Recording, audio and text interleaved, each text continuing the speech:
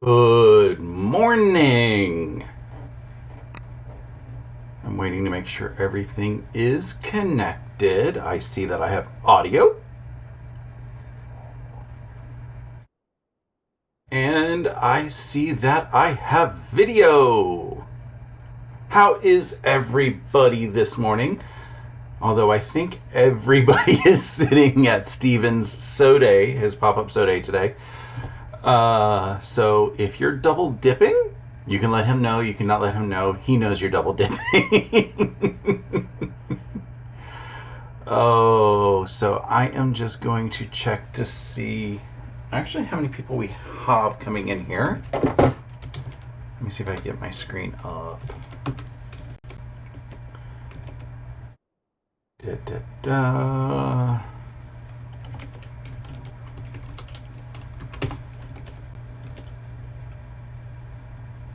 Four people is watching.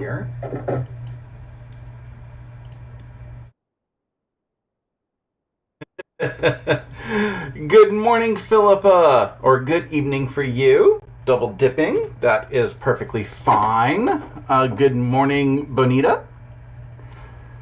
Steven is, crazy with his idea of double dipping. I think it's fine, because he doesn't want you paying attention to him all the time. Otherwise, you're going to become another Walter. Good morning, Betty and Dale, and good morning, Lynn. I hope everybody's having a good day. It's freezing here. This morning I went to Saturday Sampler, and it was so cold that I actually put pants on and shoes on and a jacket on, which everybody was like, what's wrong with you, Russ? I'm like, it's freezing. Currently here in the metro Atlanta area, it's 21 degrees Fahrenheit, or for the rest of the world, that's -6 Celsius. And we have a feels like temperature of 8 Fahrenheit, which is -13 Celsius. So at Saturday Sampler, I was telling everybody the temperatures in Celsius because that's a little bit more dramatic. And I was like, it feels like Mother Nature saw us, get below zero and decided to do a overdraft charge on us with the wind chill. So it's cold. Riley, the poor thing, first she woke me up 4 o'clock this morning having to go potty. And that was, I'm glad that she woke me up as opposed to the other side of everything. But yeah, going outside in the dark and the cold was not happy. And this morning, her walk, we cut it short because it was just too cold. Philip is asking if we have snow. No. We had rain earlier this week, and it was also freezing temperatures. So I have an ice bucket outside, not to be confused with the ice bucket challenge from a few years ago. It was a bucket that had water in it, and it froze. I think it finally broke because it was leaking when it warmed up. But we don't normally get snow, although this last week is the time that we normally get snow. I got pictures in my Facebook history of all the snow that we've gotten over the past handful of years. Although the big storm in 2014, I think, was another week in the future. So our chances of snow are generally like mid-January to the end of January. So if we can get to, another week and a half, we're mostly out of the clear. Good morning, Denise, in probably frigid Minnesota. And good morning, Lynn. Oh, wait. I already said good morning, Lynn. You're talking about freezing. Yes. Oh, yeah. And it's only supposed to get up to 31, which is, just barely below freezing. And, having to take Riley out on her walks today, it's going to be a little bit cold. Good morning, Jeannie. So today what I'm working on is I'm going to be sewing up more triangulations. It's going to be one of those, what I'm going to call a boring live, because I don't have anything exciting to work on right now. I'm going to be doing the next Fort Worth Fabric Studio sew-along. It's something of the heart. Wow, I can't remember. But the first patterns don't arrive until Monday. So I'll be sewing them up on my lives starting next Saturday.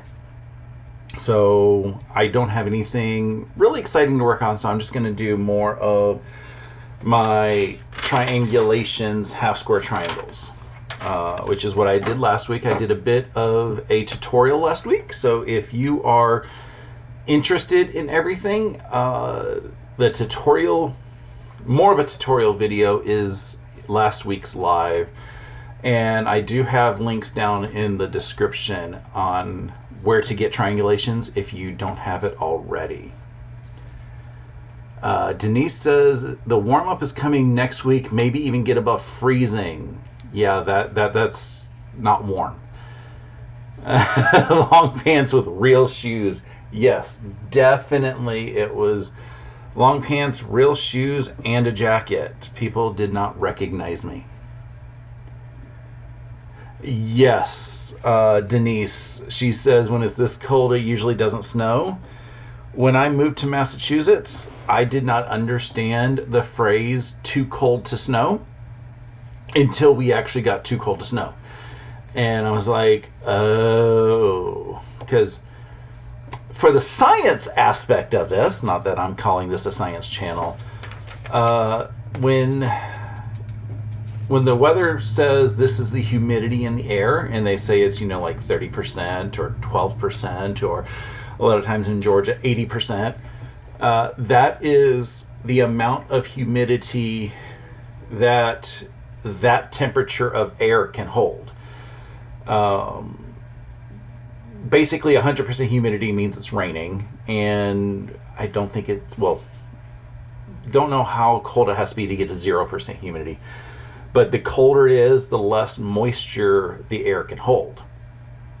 So, like, you can have it be really cold and then it'll be like a high humidity, but that's only because you can only hold like 3 drops of humidity in the air, which is also why you need to have a humidifier in really cold areas, because if it's below freezing outside, when that temperature gets into your house, or when the humidity that's outside reaches inside to your house, it's a lower humidity, and so it could be 30% outside and it could be 5% inside, and you can zap things. So that's the loose science of humidity. And then, like I said, as it gets so cold, there's no way for there's no place for water to really sit. So it's kind of crazy. So let's see if I can get back to my double camera that everybody loves.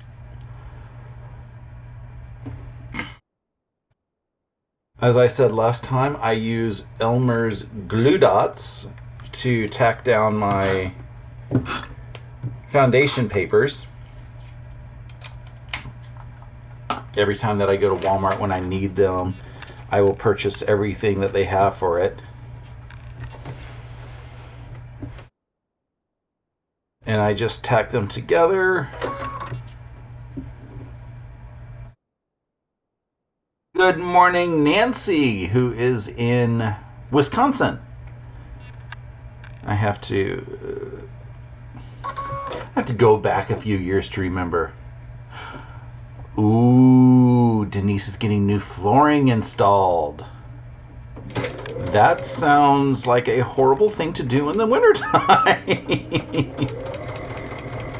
I only say that because most of the time flooring needs to have a little bit of acclimation time so that it can get to the right humidity and stuff, and I've heard that just takes an extra day or two in the wintertime.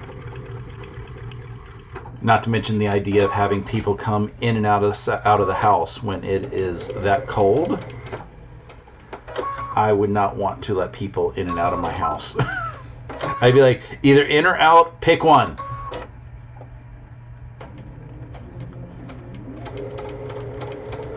That's why I had my bathroom remodels last year done in February and March, so that the temperatures weren't overly cold, so that when they had the doors open, it wasn't that huge of a deal.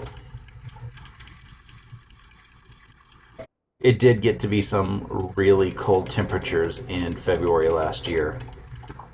So it was, give and take.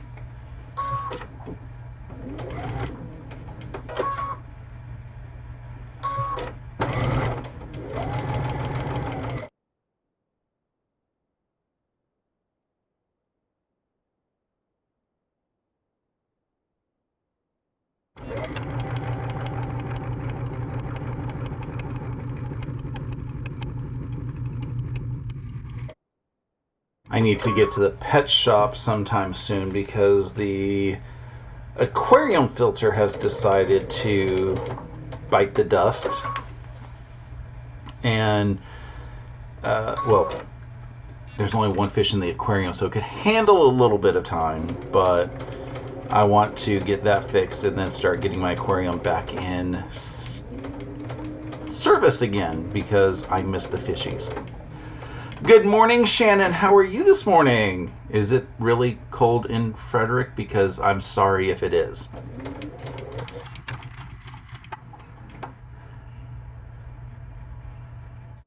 Okay, so it's been acclimating for months, so that's not a problem. Good.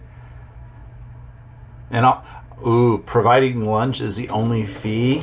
I almost think they need another quilt as well, but lunch is a good start.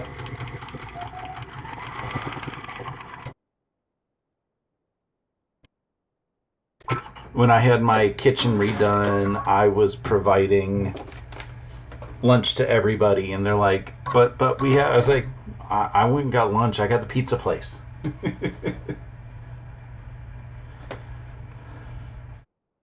Several weekends. Okay, that's not fun. I don't like being displaced for that long.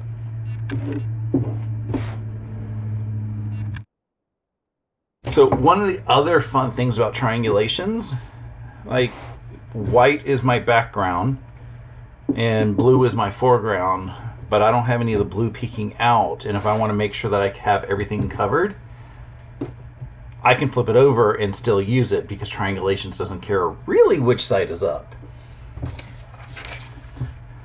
Disgustingly cold and windy. Yeah, that's what we have here.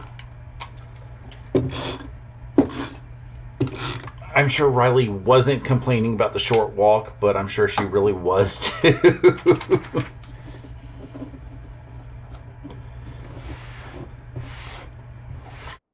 The wind, I don't know why the wind is going so intense.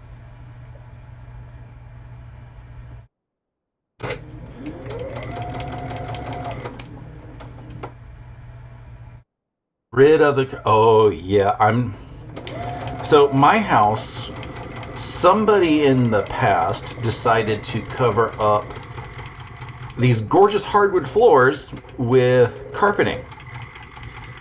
And it's not just so much that they painted before they put the carpeting down, and they didn't put drop cloths. So there's paint all over the hardwood floors. So in order to really have the hardwood floors that I have exposed, I have to get them all refinished. So I've been slowly getting the rooms ready and have the like get as much of the paint splotches off so I can live with it until I can get around to having them all refinished. So right now it's just my bedroom and the hallway upstairs and what we call the storage room that have carpeting left. And I'm trying to get the carpeting, or I'm ready to get the carpeting in my bedroom removed because I've got the bathrooms redone. So now I don't have any fear of anything being scratched up or anything. It's just getting that time. Good morning, Marilyn. Marilyn. I know the treatments of hardwoods is criminal. There's a meme that I saw a couple years ago where, my grandparents' generation covered perfectly good hardwoods with linoleum. And I get it, that was the thing back then, but perfectly good hardwoods with linoleum. And my sister, she was living downstairs from my grandmother. My grandmother owned the house, and my sister rented the downstairs. So it was one, convenient because you had family living upstairs. So if my sister needed anything, my grandmother was upstairs, my grandmother needed anything, my sister was downstairs. But she wanted to basically modernize the downstairs apartment. So she's like, can I put tile down? Because they had put linoleum down. And my grandma was like, we spent so much money to get that linoleum, da da da da da da da da da. And it was just like, yeah, it was so much money, but that was, 30 years ago at that point. It needed updating, and my sister was volunteering to pay for it all. But she had to basically put linoleum tile on top of linoleum in order for my grandmother to accept it. It still looked nice, but she would have rather ripped it up and done it right.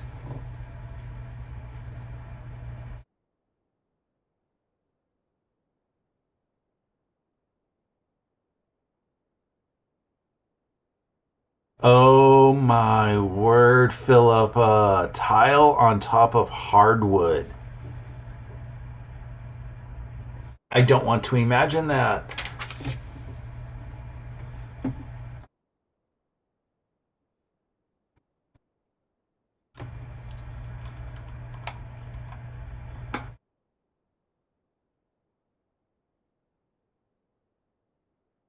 So, what is everybody else working on?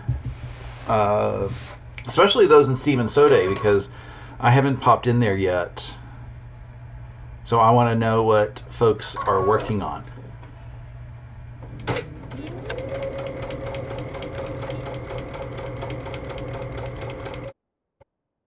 I found out today that Saturday Sampler is going to be delayed yet another month for the new program. It's not stopping me from going because I love the show and tell. Today I got to show off my Village Green that I started and finished at Stephanie's retreat.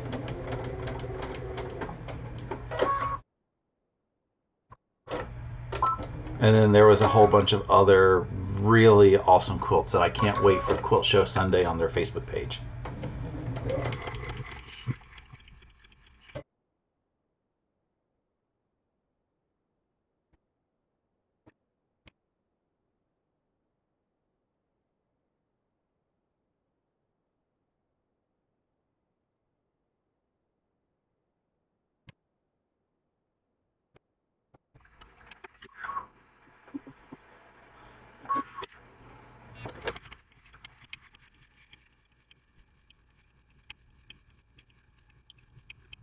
I think when I switch over to Steven's Zoom in a little bit, I'm going to finish, hopefully, the last couple borders on the Fort Worth Fabric Studio Lighted Up Christmas Mystery.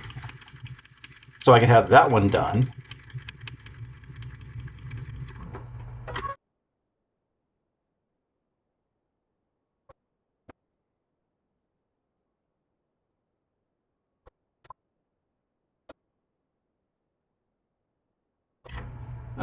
Lynn is working on Corner Play by Fabric Cafe.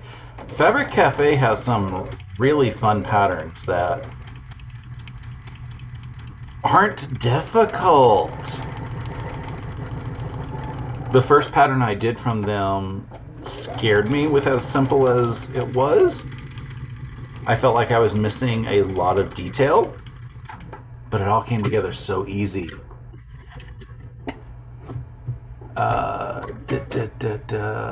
Dale is working on Northern Neighbors by Deb Tucker. My local shop, they do a lot of classes on the Deb Tucker tools. They call it Tucker University. And on one hand, I want to learn how to use all of those tools. On the other hand, I don't know if I really need all those tools. Good morning, Catherine. And Philippa is working on Winter Blues from Stephanie. That was such a fun pattern.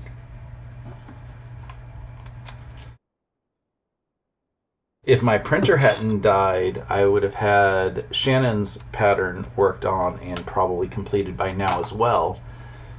But stupid printer dead. I've gotten a few suggestions from friends and coworkers on printer options, but I haven't really made the decision. I'm trying to figure out, do I really need an all-in-one? Like the whole concept of an all-in-one seems wonderful because I can, scan documents if I need to have anything scanned. I've been doing that in the office, so do I really need a scanner? And then, the printing, because that's really what I'm using it for. So now I'm pondering, do I need the all-in-one, or do I just want to go for a really good printer and then buy a separate scanner with a document feeder? Because that's the important part, is the document feeder. I want to be able to just throw a document in there and just have it scan. Or do I just continue to scan at work? Which is what I've been doing for the past handful of years, the few times I've needed scanning done. I think the only time I really needed personal scanning that I couldn't do easily at work was when we were planning on scanning the pattern for the New York Beauty. And then someone found out there was a digital pattern for it, and everybody was like, nope, we're not scanning this anymore. Because I was actually going to scan everything and actually start the New York Beauty, Philippa, but I don't have a working printer anymore, so I can't print for the pattern. So one day I will start that New York Beauty.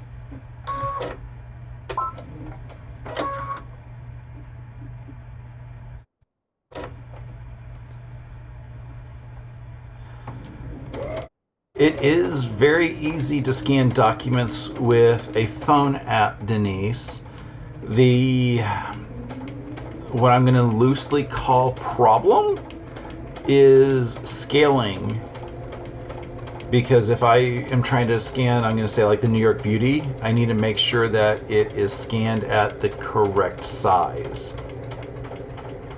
Otherwise, who knows if my pieces would fit together.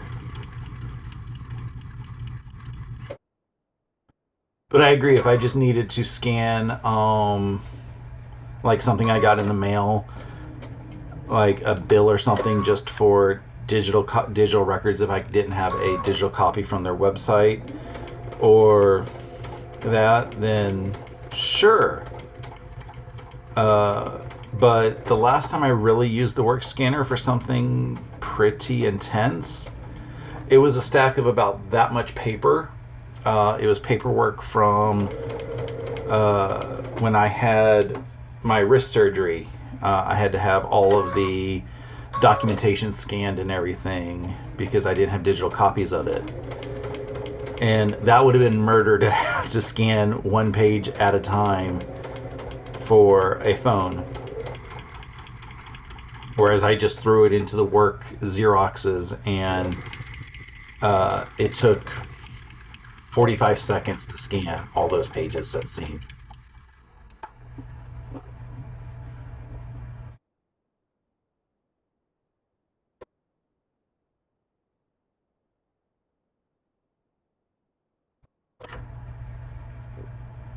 Marilyn has a separate scanner but can't scan basically a book.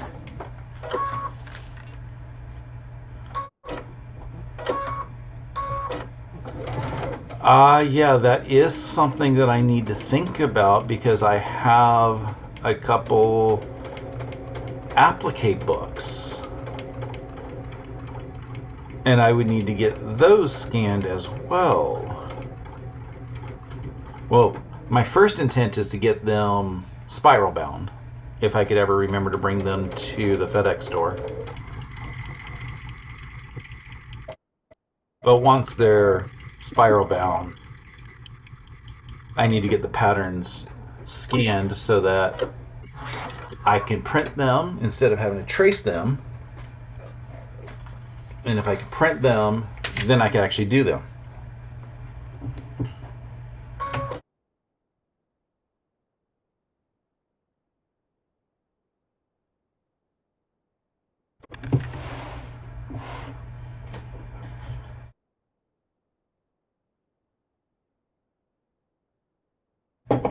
Yes, Catherine, they did an awesome job with the virtual retreat.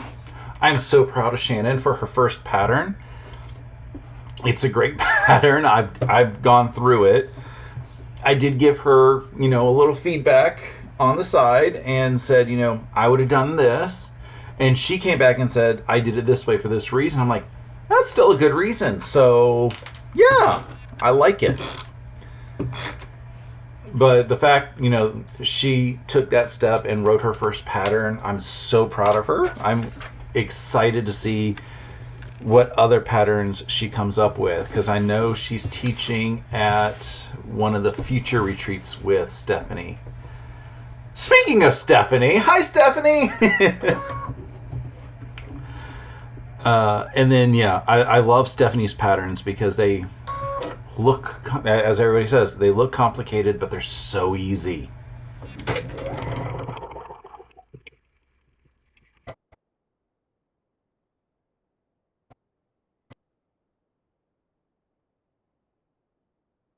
I'm hopefully going to be able to get some time onto the long arm to quilt a few things.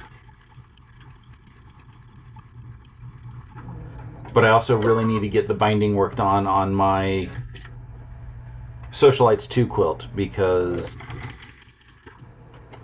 I really want that on my bed.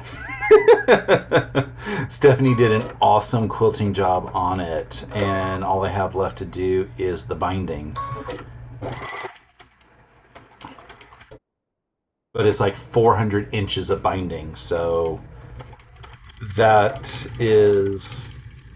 Every time I think about it, another piece of me says, I'm just going to machine bind it all the way, not hand stitch it. Good morning, Candace. There is no such thing as late here. You arrived perfectly on time.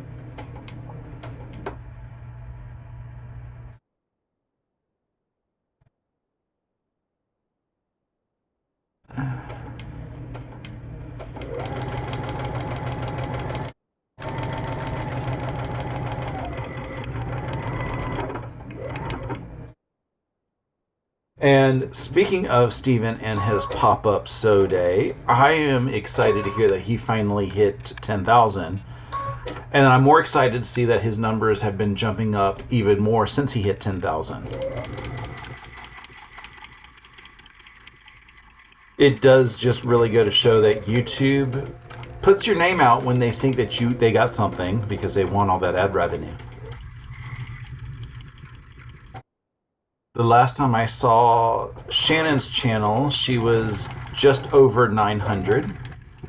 So that is very exciting. She is approaching the goal of 1,000. And then this morning I saw I was at 880.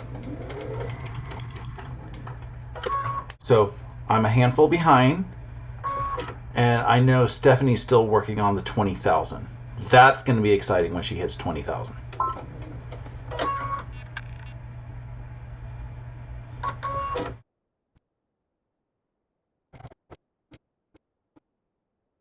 I feel like I'm more excited about my friends' milestones than mine.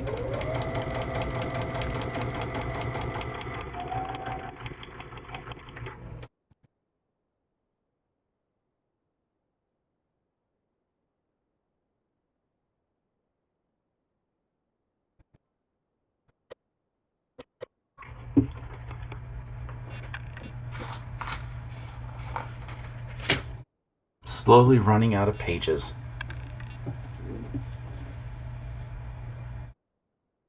I still have plenty of fabric to go.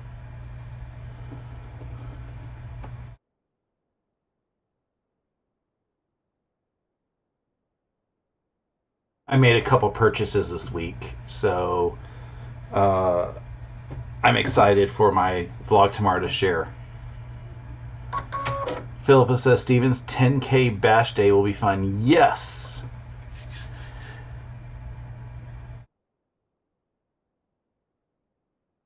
Okay, I'm going to get back to you, Catherine, in a second. I'm going to answer Candace first. Candace asked, how hard is paper piecing to learn how to do? To some people, really hard. To some people, really easy. If you have an awesome instructor like Shannon, she puts it really easy. She teaches a lot closer to the method that I learned. It all really depends on how your brain functions. If you are accustomed to traditional piecing, it can be a little bit more difficult because you're doing steps in a different order. But if you are like still fairly new, it's a lot easier to learn when you are new. But Shannon, I know on her channel, she has a few legit kit stuff, which legit kits are very intense. I'm not telling people to start with legit kits. But she kind of shows the process on how to go through it. If you're part of the retreat last week, she went through an awesome tutorial. Hopefully she gets a few more like mini tutorials on her channel for more beginners.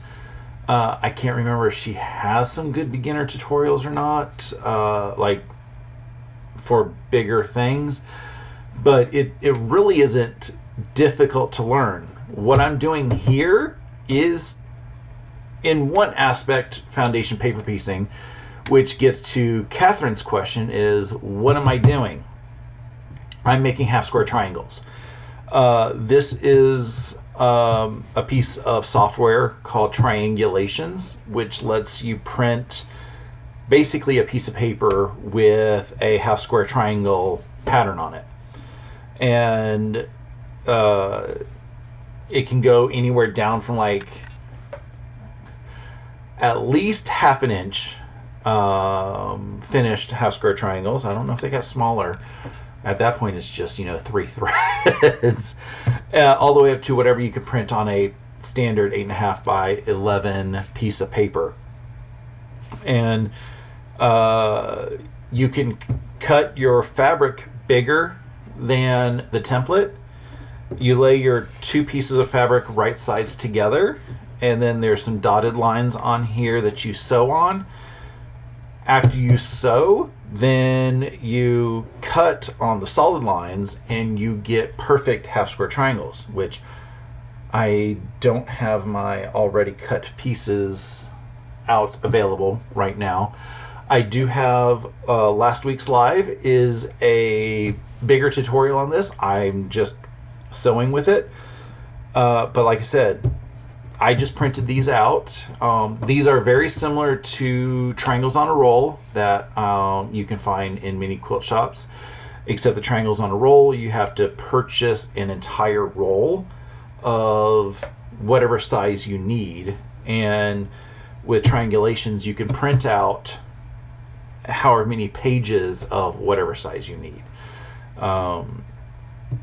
There's links if you want to do a trial page. There's a link in the description below of a trial page of this that you can print out and make a handful of half square triangles. Then you can play with them into whatever layout that you want. Make like a pillow or something. Like I said, this is a cousin to foundation paper piecing because you are using a paper as your foundation and as your pattern, but the way that you're doing it here is different from what you would do with, I'm going to say, Shannon's pattern that she taught at the retreat and has available on her website, or like a legit kits, or even the more intense foundation paper piecing patterns. So it's not difficult to do, because if you can sew straight on the line, then it really works. The hard part when it comes to foundation paper piecing is figuring out the size you need to cut your papers and how to make sure everything is lined up so that when you fold it over to line up with the paper properly, that it covers everything. So those are the hard parts with it, and even then those aren't hard because you could oversize everything with foundation paper piecing. You get a little bit more waste, but with that little bit of waste, it is basically perfect points because you don't have to worry about, are these two angles coming together properly. You get perfect points. So I tell people it's not hard, but it's also a lot of how does your brain work with it. I have seen many tutorials on YouTube before I actually learned how to foundation paper piece from my friend David. And every time I saw a tutorial, I was like, I don't get this. I don't get this. I don't understand. It looks complicated. Then about 7 years ago, I think it was, David told me that he was going to teach me how to foundation paper piece. And he taught me, basically it was a method that he learned, and when he was teaching, he taught. And I said, I understand this. I don't understand why the other people made it seem so complicated. But what was complicated to me was easy to them. And the funny thing is, a couple months after David taught me, and I was still working on the first pattern that he designed, putting it together, one of the shows on PBS, they were basically doing a quick instructional on foundation paper piecing, and I was watching it and I said, I don't understand what they're doing. I know what the end goal is supposed to be, but I did not understand what they were doing. So there's a couple methods that, for some reason, that other method works with other people's brains. I don't know how. I like Shannon's method, which is, like I said, it's very similar to the way that David taught me. So if you get a good instructor, you're going to succeed. And if you get that's the other good thing about in-person instructing, is a lot of times they can not only just show you the way they know how to do, but sometimes they can figure out how your brain is working and show you this other way. Whereas YouTube University, as much as we love it, it only shows really one way to do anything. That was the great thing about the retreat, was there was a few questions and Shannon was able to easily answer them and help people succeed. There was a lot of people who had said they'd never paper pieced before, and they were kind of intimidated by it. And then they were lost for a second, but they stuck with it and worked with Shannon's instruction, and now they understand how to paper piece, foundation paper piece. So it's a great skill to have. There's a lot of awesome patterns. You just got to figure out a good instructor. And like I said, I can't but recommend Shannon's instruction on foundation paper piecing, because, like I said, I know how to foundation paper piece, and I've seen some wonky stuff, but I love Shannon's tutorials. I love the way that her pattern is written, that she taught at the retreat last week. She is definitely awesome. I know it would help if I put the right sides together. Uh, I know Shannon and Stephanie are doing New York Beauty, which is also foundation paper piecing. I don't know how much tutorial they're doing with the New York Beauty, mostly because uh, I don't get home in time on Tuesdays. So I haven't really seen a lot of how much tutorial they're doing. And when I get around to having their video on, I have it on the background because I want to give them the view time. But because I'm not currently doing the New York Beauty, I don't need to be watching the New York Beauty done. Philippa's doing a great review. She did not foundation paper piece before, but Shannon's instructing was fantastic, and now she feels really confident, which that's awesome. Again, that shows how awesome Shannon is. I've heard she's writing a few more patterns, so I am excited to see more patterns come out from her.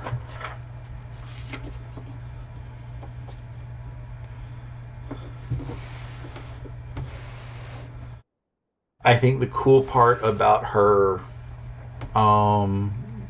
paper magician pattern, which is what she taught at the retreat, is that it's a traditional, more complicated traditional piecing block, but she formatted it as paper piecing, which made it come together so much easier than the traditional piecing. I did the card trick block in my in one of the classes I took at the local quilt shop, and I just remember when I learned the card trick block at that class, it made absolutely no sense to me. I think it was because I had never even seen the block before that point. But it seemed so complicated. And I was like, there has to be easier ways to do this. I think it's Missouri Star that has a pretty easy variant of the card trick. But comparing what I recall from that variant to Stephanie's pattern, or I'm not Stephanie, Shannon's pattern is so much easier than even the variant that I have seen.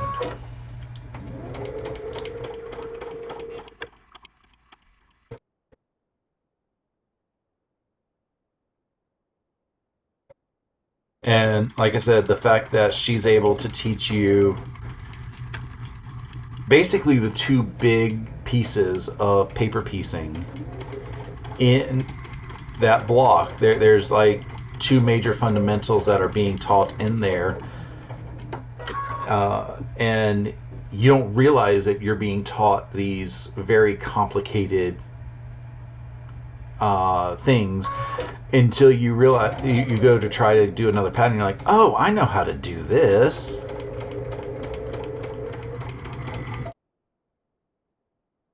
I wouldn't go from Shannon's pattern to a Jacqueline de Jong or something like that, but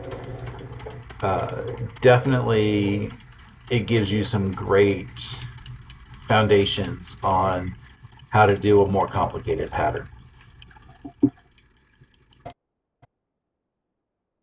And then what I'm doing here with triangulations, it's, like I said, it's a cousin to foundation paper piecing, because I can make a whole bunch of half square triangles with very little effort, and they come out exactly the size that you need.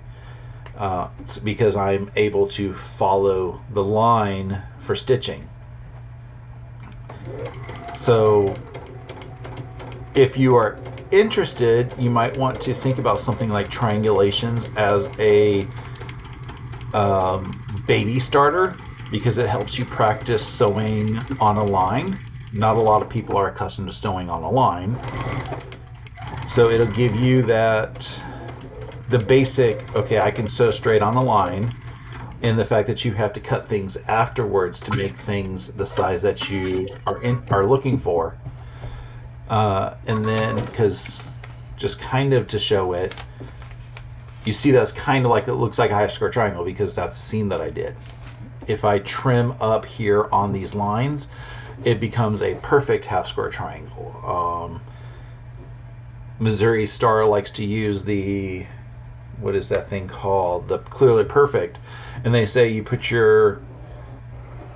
the line on your seam line and then you cut out, and this is basically the same cutting out, and you're just cutting your seam afterwards. So there's a lot of tools that are built into this, but this just gives you the whole idea. That's how you do it. It's just it only does one thing, one shape, whereas other foundation paper piecings, you got other shapes in there.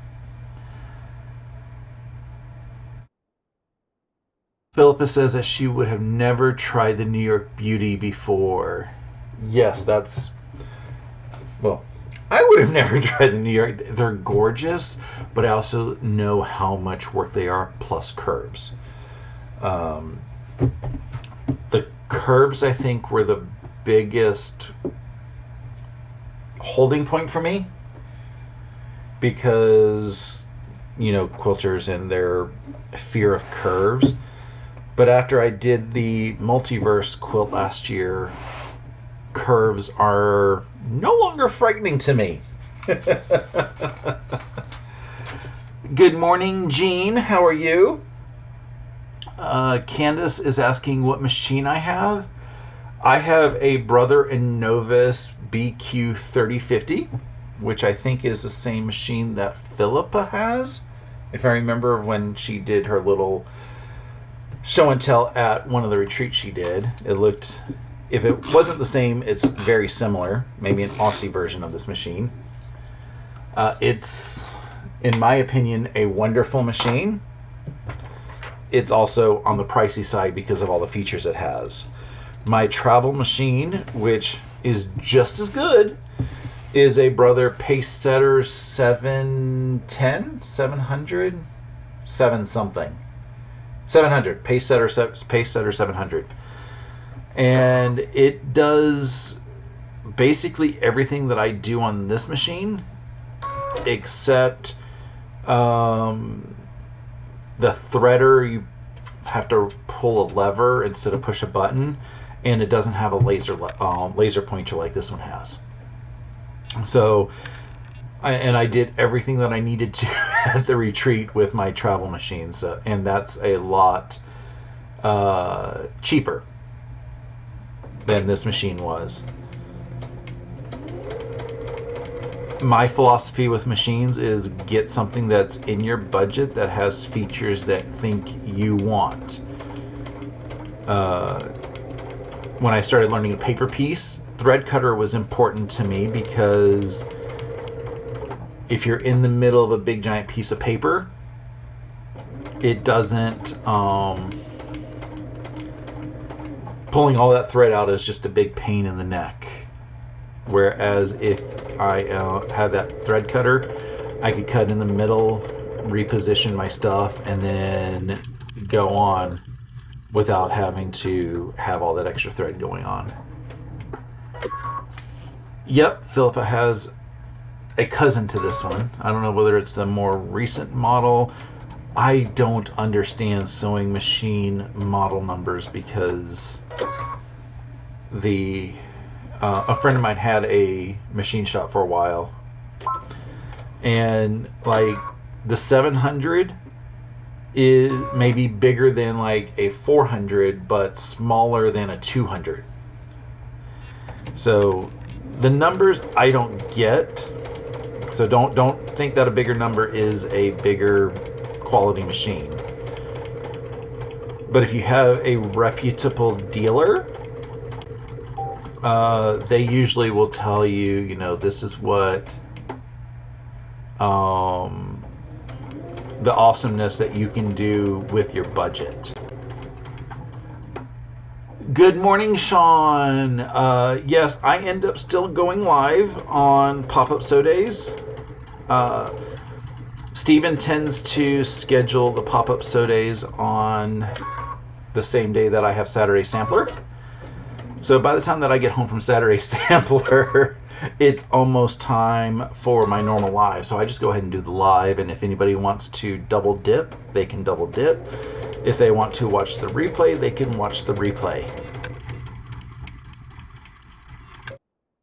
I hope you are feeling better, Sean, because I know you've had laryngitis. And I didn't get a chance to watch your live this morning because Saturday Sampler, and it was too darn cold. So I'll be checking your live out on replay later.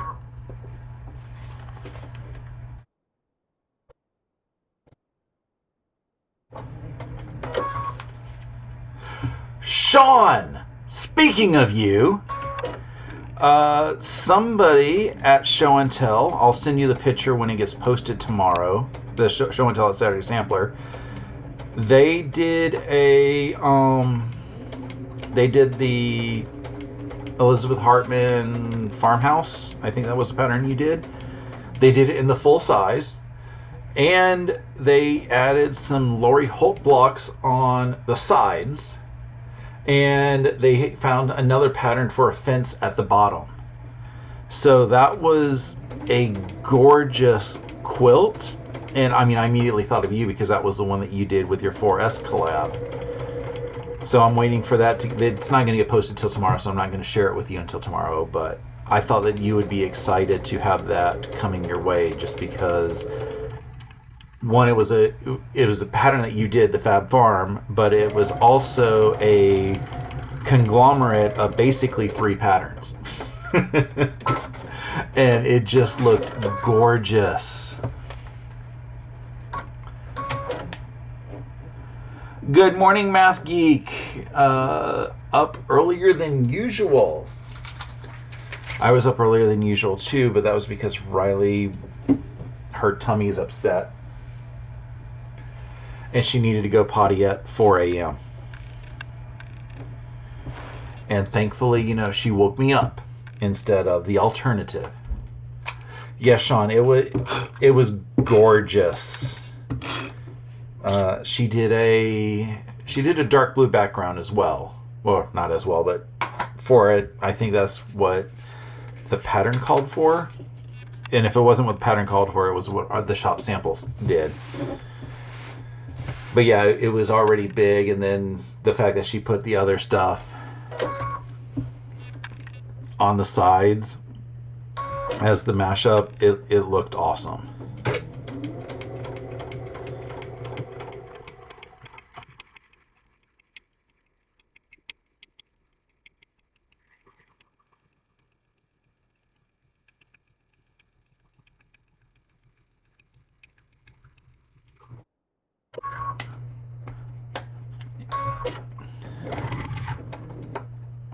Philippa must have a really unhealthy relationship with caffeine.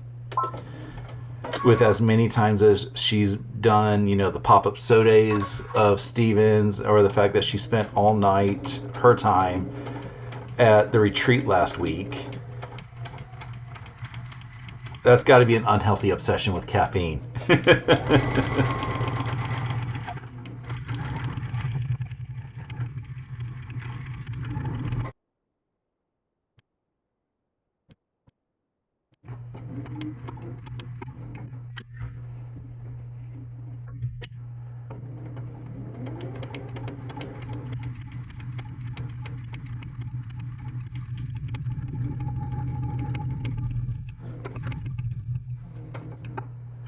3 a.m. I haven't seen 3 a.m. Well, I was going to say I haven't seen 3 a.m. since my college days, but there was 13 months where I worked third shift at Waffle House. Waffle House, for anybody who's not here in the States or in the South, is basically a diner restaurant open 24 hours. And I did third shift for 13 months. It was miserable and fun at the same time because it was the same. It was down the street from the strip clubs, if that tells you anything. So the strippers would come in after their shift so that they could have a bite to eat before they went home. And strangely, many of them were in college, and so they had to go home and start getting their studying done and stuff.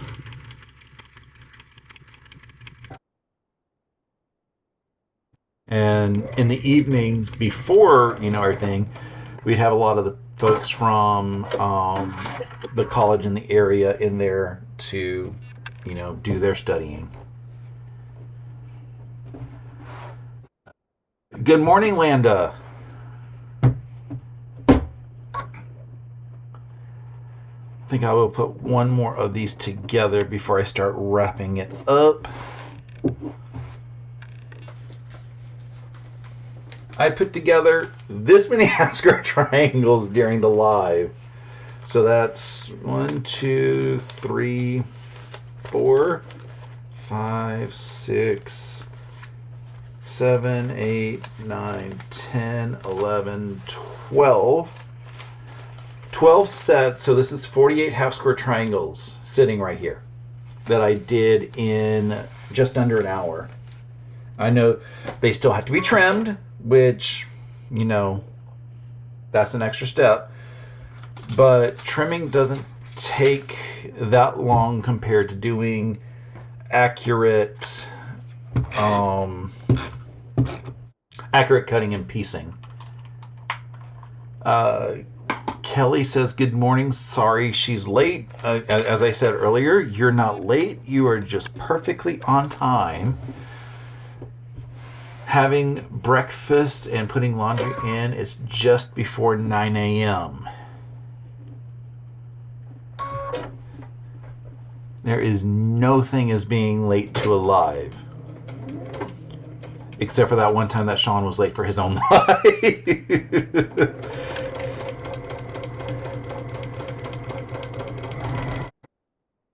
But things happen.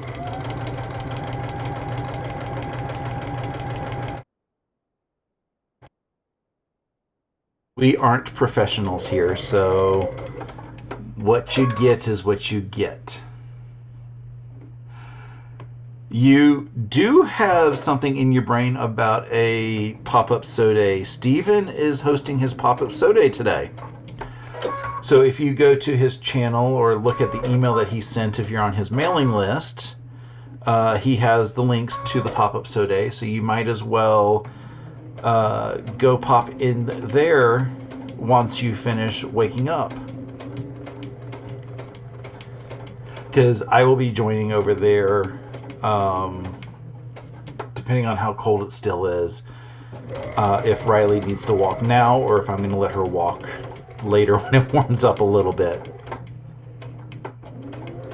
But I will be in his pop-up sew day shortly because they are always so much fun.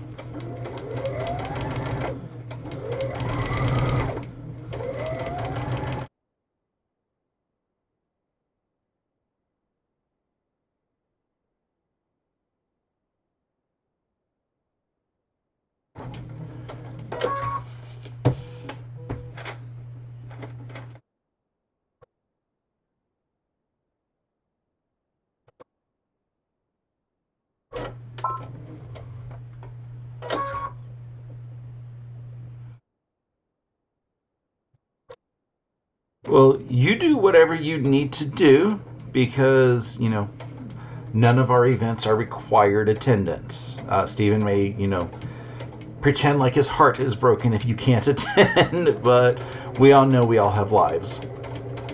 That's why I'm doing my live while Stephen is doing his pop-up sew day, because one, we know people will still double dip or watch the replay, but two, everybody has competing priorities no matter what happens. So you do whatever you need to do. That's the most important thing. So that's lucky 13 sets that I have done today, which is in an hour, pretty good. I've got, let's see, I've got 9 left that I can do before I need to have a printer to print everything else. So it looks like I really need to get a printer soon. So I'll probably start doing that this evening after Stephanie's live, because, you know, lots of stuff are happening this weekend. As we were talking, Steven is having his pop-up sew day right now. So if you're not already in the pop-up sew day, go to Steven's channel, find one of his most recent videos, and down in the description in there has a Zoom link to his pop-up sew day. They are a private event, so it's not broadcast on YouTube. You can't find any evidence of what happens on a pop-up sew day except if you actually are there to see it happen. And if you miss it, too bad. After the pop-up sew day at 5 p.m., Stephanie of Quilting with Stephanie Stitches is going to have her live on YouTube on her channel. Her very special guest is going to be Steven, who we, as I mentioned earlier, just hit 10,000 subscribers, which is an exciting goal. So join us all over there to celebrate him and whatever else Stephanie has in store. Tomorrow morning, my friend Sean of The Guy Who Sews will be publishing his podcast at 9 a.m., assuming he doesn't lose his voice again. He's got 2 weeks to cover in there, so I expect a full fortnight's worth of entertainment value in that episode, Sean. At 11 tomorrow, my friend Shannon of Slay Arts is going live with her Sunday brunch.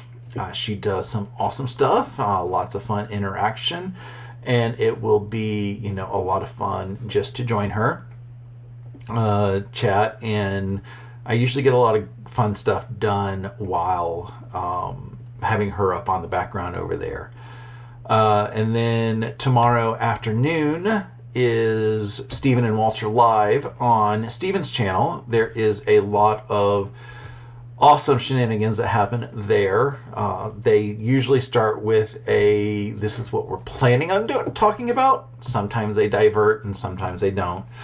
But there's always a lot of craziness in the chat, lots of fun, especially all the stuff that were recently talked about with the Georgia retreat, and you know how interesting things are here in Georgia compared to there in Canada.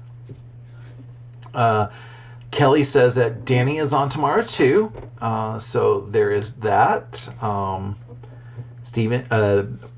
Sean finished a quilt top.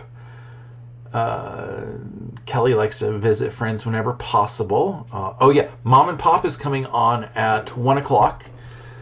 They are always a hoot. She had a couple impromptu lives this week that I was able to catch a few minutes of. Those are awesome.